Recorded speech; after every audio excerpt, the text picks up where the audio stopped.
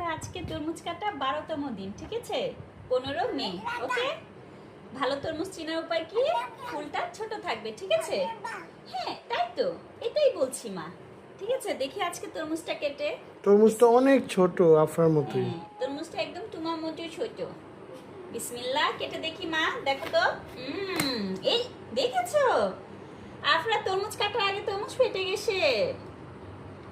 দেখা যাক, তার মানে তরমুজটা আজকে বুঝি খুব পাকা হবে।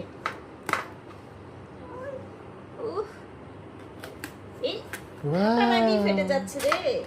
ওয়াও আফরা, ওয়াও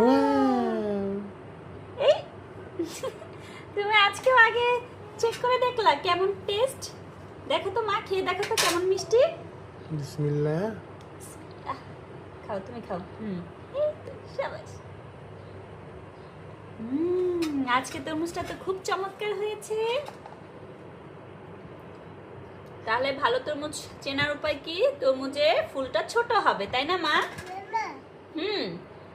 তুমি আরো খাবা? এনো, মা এখান থেকে দিই তোমারে। হ্যাঁ, নাও।